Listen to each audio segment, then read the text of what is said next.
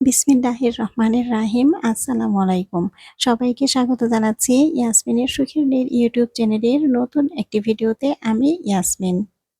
আজকের ভিডিওতে থাকছে আমাদের মা-ছেলের ছোট্ট টিমওয়ার্ক। আজ ঘরের কাজে আমার এই ছোট্ট সহকারী আমাকে অনেক সহযোগিতা করছে। একসাথে ৩ টা ফ্যান পরিষ্কার করা, এসি মুছে ঝকঝকে করা, পুরো ঘর গুছিয়ে ঝাড়ু দেয়া, মোছা, আরও থাকছে দুপুরের হালকা রান্না, আর ভিডিওর শেষে থাকছে বরবটি সংরক্ষণের ছোট্ট একটি টিপস। তো আশা করছি আজকের ভিডিওটা আপনাদের সবার কাছে ভালো লাগবে। তো চলুন শুরু থেকে শেষ পর্যন্ত আজকের দিনটা একসাথে কাটাই। আজকের ভিডিওটা শুরু করেছি সকালবেলার নাস্তা থেকে। তো এখন সকাল প্রায় ৯টা ৯:৩০ মতো বাজে। আজকে সকালবেলা তেমন কোনো ঝামেলা করতে হয়নি নাস্তা বানানো নিয়ে। কারণ আগের দিনের সবজি ছিল আর শুধু রুটি বানিয়েছি। তো রুটিটা আমি অফ ক্যামেরাতেই বানিয়ে নিয়েছি। রুটি বানানো আর প্রতিদিন আপনাদের সঙ্গে কি শেয়ার করব, এ কারণে কিন্তু আজকে আর শেয়ার করা হয়নি। তো এদিকে আজকে আমার ছেলের স্কুল ছিল না। ও আ খেয়ে নিতেছে নাস্তা। তো ওর সাথে আজকে আমি একসাথেই নাস্তা করতেছি। তো আসলে আমাদের কিন্তু একসাথে নাস্তা করা হয় খুব কম। তো আজকে একসাথে নাস্তা করতেছি। এটা আমার কাছে আসলে অনেক বেশি ভালো লাগতেছে। তো আমি ছেলের সাথে নাস্তা করতেছিলাম আর ছেলেকে বলতেছিলাম যে, "বাবা, আজকে তুমি আমি মিলে একসাথে ঘরের কাজ করব।" তো পরে আমার ছেলে বলতেছে যে, "আচ্ছা ঠিক আছে আম্মু, আমি তোমাকে হেল্প করব। কি কাজ করবা বলো?" তো পরে ওকে আমি বললাম যে, "আজকে আমরা ঘরটা একটু ঝাড়বো আর হচ্ছে আমরা ফ্যান পরিষ্কার করব। ২ জন মিলে আমরা এই কাজটা করব।" তো পরে ও বলতেছে, "আচ্ছা ঠিক আছে আম্মু, আমি তোমাকে হেল্প করব।" তো ঘরে হালকা পাতলা ঝুল জমেছিল। তো ভাবলাম যে আজকে এই ঝুলগুলি পরিষ্কার করব। কারণ যেহেতু আজকে আমি ফ্যানটাও পরিষ্কার করব। তো না ছেলে কিন্তু আমাকে এই ঝুলগুলি সুন্দরভাবে পরিষ্কার করে দিতেছে। এই কাজগুলি আমি বেশ কয়েকদিন যাবতই ভাবতেছিলাম যে করব। এই ঝুল পরিষ্কার করব, ফ্যান পরিষ্কার করব। কিন্তু আসলে আমি অপেক্ষায় ছিলাম যে আমার ছেলে যেইদিন বাসায় থাকবে, একটু ফ্রি থাকবে সেদিনই এই কাজগুলি করব। কারণ এই কাজগুলি আমার একার পক্ষে করা সম্ভব না। তো এই কারণেই কয়েকটা দিন দেরি হয়ে গেল আমার এই কাজগুলি করার জন্য। তো ঝুলটা ঝেড়ে এরপরে কিন্তু ও আমাকে সুন্দরভাবে এই এসিটা পরিষ্কার করে দিতেছে। আর আমি চাইলেও সত্যি কথা বলতে এই এসি পরিষ্কার করতে পারি না। কারণ এত উঁচুতে আমি নাগাল পাই না। তো আমার ছেলেই আসলে এই কাজটা সবসময় করে। ও সুন্দরভাবেই করতে পারে। তো ঘরের দেখা যায় কিছু কাজ এগুলা ওই করে। এটা আমি আসলে খেয়ালও করি না। দেখা যায় ও নিজেই করে ফেলে। যেমন এই যে এসি পরিষ্কার, তারপরে আইপিএস এর ব্যাটারিতে পানি দেয়া। তো এই কাজগুলি দেখা যায় ওই সবসময় খেয়াল করে তারপরে করে। তো ছেলে আমাকে পুরো ঘরটা কিন্তু সুন্দরভাবে ঝুল পরিষ্কার করে দিছে। তারপরে এসিটা পরিষ্কার করে দিছে। আর এখন আমি ফ্যানটা পরিষ্কার করে নিব। তো আমাদের ঘরে যেহেতু ৩ টা ফ্যান, তো আমি আজকে ২ টা ফ্যান পরিষ্কার করব। আর আমার ছেলে ১ টা ফ্যান পরিষ্কার করবে। তো ভিডিওর এ পর্যায়ে এসে প্রতিদিনের মতো সবার কাছ থেকে ছোট্ট একটি লাইক চেয়ে নিচ্ছি। প্রিয় দর্শক, আপনারা যে যেখান থেকে বসে এই মুহূর্তে আমার ভিডিওটি দেখতেছেন, আপনাদের সবার কাছে ছোট্ট একটি রিকোয়েস্ট, প্লিজ আমার ভিডিওতে একটি লাইক দিয়ে পুরো ভিডিওটি কন্টিনিউ করবেন। আর আপনি যদি আজই আমার চ্যানেলে নতুন হয়ে থাকেন আর এ ধরনের লাইফস্টাইল ব্লগ ভিডিও দেখতে পছন্দ করেন, তাহলে কিন্তু চাইলেই আমার চ্যানেলটা সাবস্ক্রাইব করে আমার পাশে থেকে যেতে পারেন। চ্যানেলটি সাবস্ক্রাইব করে পাশে থাকা বেল বাটনটি অন করে রাখবেন। আমি যখনই নতুন কোনো ভিডিও আপলোড করব, আপনার কাছে নোটিফিকেশন পৌঁছে যাবে। আর আপনি আপনার মূল্যবান সময় থেকে একটু সময় বের করে আমার ভিডিওটি দেখে নিতে পারবেন। আর এরই মধ্যে এই কাজগুলি যারা করে দিয়েছেন, আপনাদের সবাইকে জানাই অসংখ্য ধন্যবাদ। আমার একটা ফ্যান পরিষ্কার করা হয়ে গেছে। এখন আরেকটা ফ্যান পরিষ্কার করে নিতেছি। আমার ছেলে তো এদিকে বলতেছে যে, "আম্মু দাও, আমি পরিষ্কার করি।" তো পরে আমি ওকে বলতেছি যে, "না বাবা, আজকে আমরা ২ জন মিলেই তো কাজ করব। তুমি তো সব কাজ একা করলে তখন তুমি আবার টায়ার্ড হয়ে যাবা।" তো এ কারণেই পরে আমি ২ টা ফ্যান পরিষ্কার করতেছি। আসলে ঘরের কাজের তো কোনো শেষ নেই। ঘরের কাজ আসলে প্রতিদিনই থাকে। একজন গৃহিণীর কাজের কোনো শেষ নেই। কিন্তু মাঝে, মাঝে যদি পরিবারের কেউ এভাবে সহযোগিতার হাতটা বাড়িয়ে দেয়, তখন কিন্তু আসলে কাজটা অনেক বেশি সহজ হয়ে যায়। কোনো কাজই তখন আর কঠিন মনে হয় না। আর মনটাও কিন্তু অনেক বেশি ভালো হয়ে যায়। মনে হয় যে, না আমি একা না, আমার পাশে আমার পরিবারের সবাই আছে। আর আমার ছেলে সুযোগ পেলেই কিন্তু আমাকে এভাবে কাজে সাহায্য করে। এইটা আমার কাছে অনেক বেশি ভালো লাগে। আসলে আমার কাছে মনে হয় যে ছেলে হোক বা মেয়ে হোক, ঘরের ছোটখাটো কাজ শেখাটা আসলে সবার জন্যই ভালো। এতে নিজের কাজ নিজে করার অভ্যাসও হয়। আবার পরিবারের সবার কষ্টটাও কিন্তু বোঝা যায়।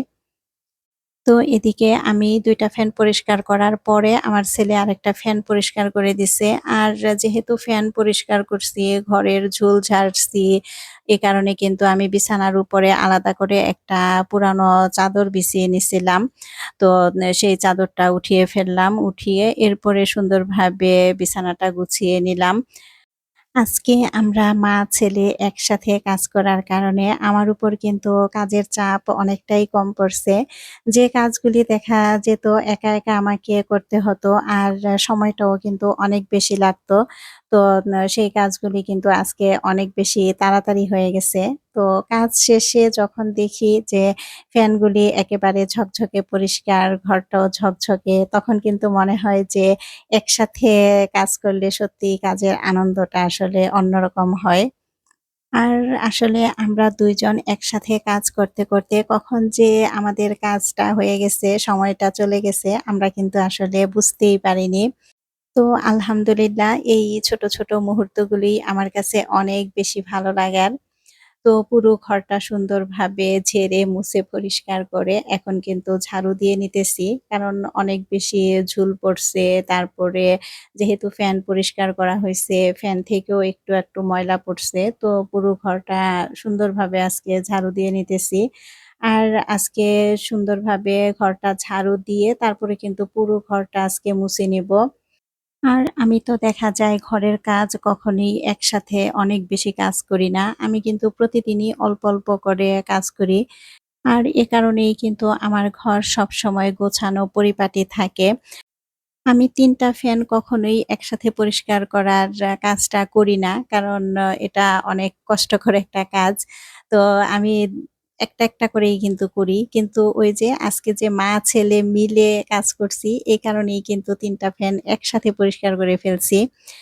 কিন্তু আসলে ৩ টা ফ্যান একসাথে পরিষ্কার করার পরে যখন আ মানে দেখলাম যে ৩ টা ফ্যানই ঝকঝকে পরিষ্কার আর বাতাসটাও একেবারে স্মুথলি আসতেছে, তখন কিন্তু আসলে মনটা অনেক বেশি ভালো হয়ে গেছে।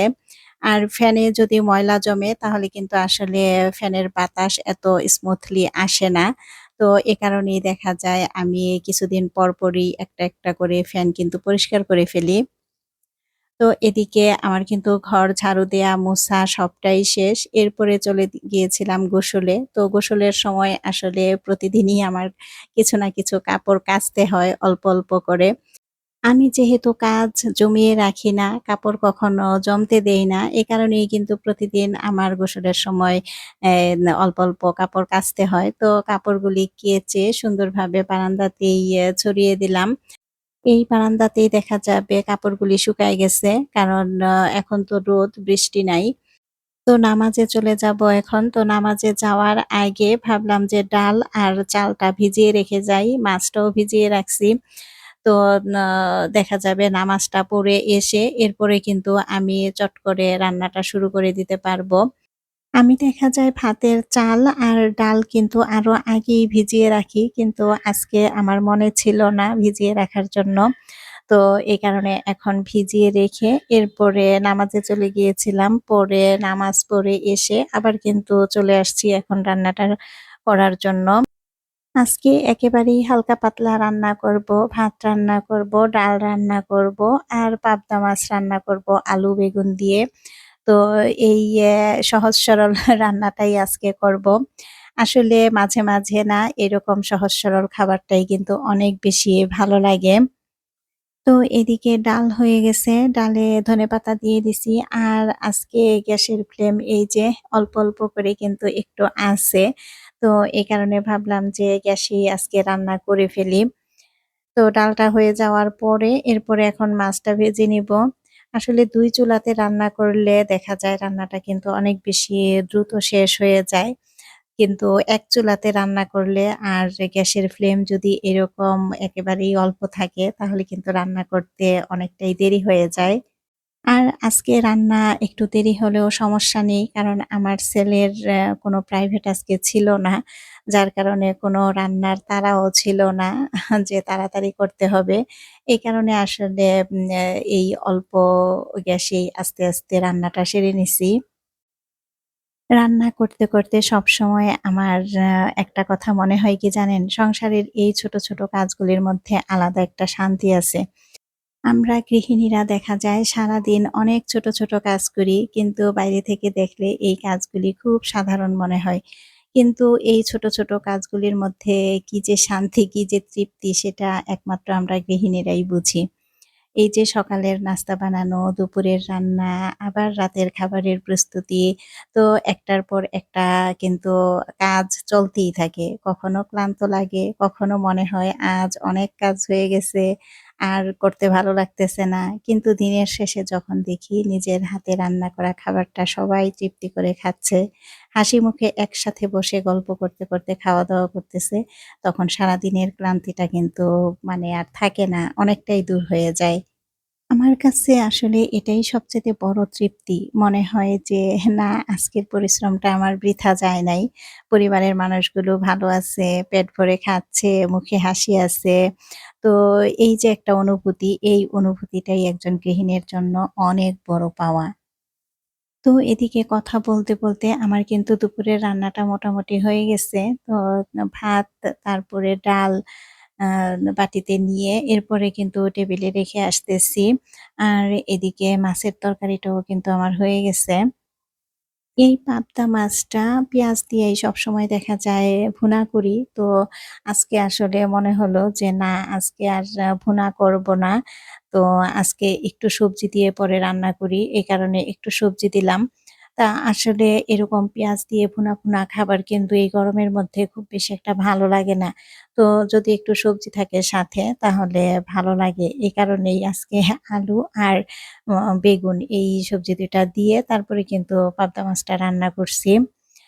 খেতে কিন্তু আসলে খারাপ লাগে নাই, ভালোই লাগছে। তো আমার ছেলে আরকি খুব বেশি একটা পছন্দ করে না। ও শুধু ভুনা, ভুনা তরকারিটাই বেশি পছন্দ করে। তো এরপরে আমি আর আমার ছেলে দুজনেই কিন্তু অফ ক্যামেরাতে দুপুরের খাবারটা খেয়ে নিছি। তো এরপরে আর কোনো ভিডিও করা হয়নি। এখন হচ্ছে আসরের নামাজের পরে তো কিছুদিন আগে বরবটি আনা হইছিল। তো বরবটি দেখা গেছে খুব বেশি একটা খাওয়া হয় নাই, রয়ে গেছে। তো এই বরবটি কিন্তু বেশিদিন ঘরে থাকলে দেখা যায় একটু নষ্ট হয়ে যেতে চায়। তো এই বরবটিগুলি আমি দেখা যায় যখনই বেশি করে আনে এভাবে ছোট, ছোট করে কেটে তারপরে ভাপ দিয়ে এরপরে কিন্তু ডিপ ফ্রিজে রেখে দেই। এইভাবে রেখে দিলে দেখা যায় সবজিতে বা ভাজি করে খাওয়া যায় বা নুডলস রান্না করলে তখনও দেয়া যায়। যেকোনোভাবেই কিন্তু খাওয়া যায়। একটু বড়, বড় করে কেটেও কিন্তু রাখা যায়। কিন্তু আসলে এভাবে যদি একবারে কেটে নেই ছোট, ছোট করে তাহলে আর রান্নার সময় কিন্তু আলাদাভাবে কাটতে হয় না। এতে করে দেখা যায় সময় কিন্তু অনেকটাই বেঁচে যায়। যখন তখন আমরা রান্নাতে শুধু দিয়ে দিতে পারি।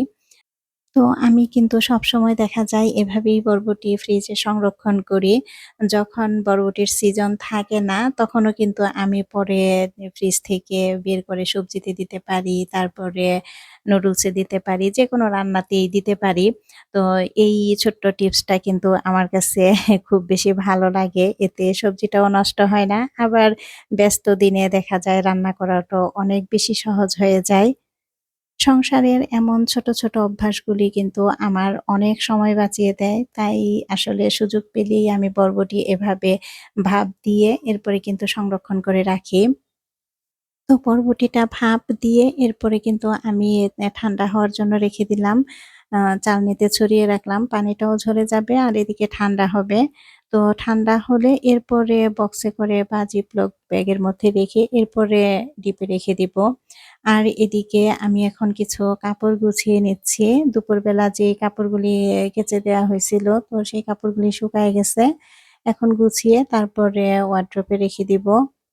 আসলে যখনকার কাজ তখন সাথে, সাথে যদি করে নেই তাহলে কিন্তু কোনো কাজই আর জমে থাকে না। আর এতে করে দেখা যায় একবারে কোনো কাজের প্রেশারও পড়ে না। আর ঘরও কিন্তু অনেক বেশি গোছানো পরিপাটি থাকে। তো ভিডিওটি দেখতে, দেখতে যারা এই পর্যন্ত চলে এসেছেন আর এখনো পর্যন্ত একটি লাইক দেয়া হয়নি, প্লিজ এখনই মনে করে একটি লাইক দিয়ে দিবেন। আর আমার পুরো ভিডিওর কথায় কাজে অনেক ভুল ত্রুটি আছে। প্লিজ আপনারা সেই ভুল ত্রুটিগুলি ক্ষমা সুন্দর দৃষ্টিতে দেখবেন। তো এই ছিল আমার আজকের ভিডিও। মা ছেলের ছোট্ট টিমওয়ার্কে ঘরের কাজ কিন্তু অনেক বেশি সহজ হয়ে গেছে। আমার ছোট্ট সহযোগী আজ আমাকে অনেক বেশি সহযোগিতা করছে ঘরের কাজে। আমার ছোট্ট সহযোগীর আজকের এই সাহায্যটুকু হয়তো ওর কাছে খুবই ছোট একটা বিষয়। কিন্তু একজন মা হিসেবে আমার কাছে এটা অনেক বড় আনন্দ আর ভালোবাসার একটা অনুভূতি। তো আমার এই ছোট্ট সহযোগীর জন্য আপনারা সবাই দোয়া করবেন। তো আমার আজকের ভিডিওটি আপনাদের কাছে কেমন লেগেছে? আপনার মূল্যবান মতামতটি কমেন্ট বক্সে রেখে যাবেন। আর ভালো লাগলে অবশ্যই একটি লাইক দিয়ে পাশে থাকবেন। চ্যানেলটি সাবস্ক্রাইব করে আমার এই ছোট্ট সুখের নীড়ের সাথেই থেকে যাবেন। তো পরবর্তী ভিডিও দেখার আমন্ত্রণ জানাচ্ছি। সবাই ভালো থাকবেন, সুস্থ থাকবেন। আল্লাহ হাফেজ। আসসালামু আলাইকুম।